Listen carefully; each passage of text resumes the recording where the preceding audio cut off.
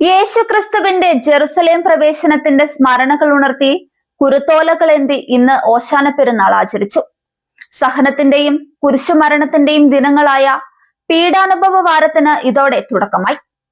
യേശുക്രിസ്തുവിന്റെ ജെറുസലേം പ്രവേശനത്തിന്റെയും അന്ത്യത്താഴത്തിന്റെയും കാൽവരിക്കുന്നിലെ കുരിശുമരണത്തിന്റെയും ഉയിർപ്പ് തിരുനാളിന്റെയും ഓർമ്മ പുതുക്കുന്ന വേളയാണിത്.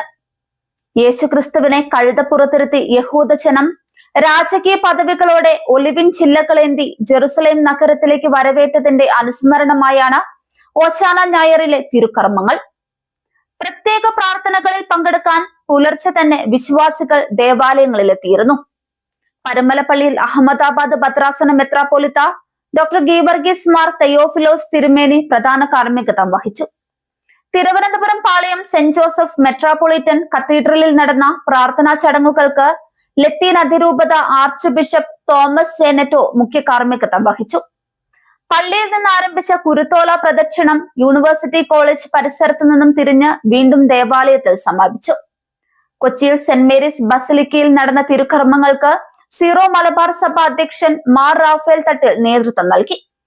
സംസ്ഥാനത്തെ മറ്റു ദേവാലയങ്ങളിലും തീർത്ഥാടന കേന്ദ്രങ്ങളിലും ഓശാനയോടനുബന്ധിച്ച് നടന്ന പ്രാർത്ഥനാ ചടങ്ങുകൾ നടന്നു. വൻ ജനബാഹുല്യമാണ് എല്ലാ പള്ളികളിലും. ഇനിയുള്ള ദിവസങ്ങൾ യേശുവിന്റെ പീഡാനുഭവത്തിന്റെയും കുരിശുമരണത്തിന്റെയും ഓർമ്മകളാൽ നിറഞ്ഞതാണ്.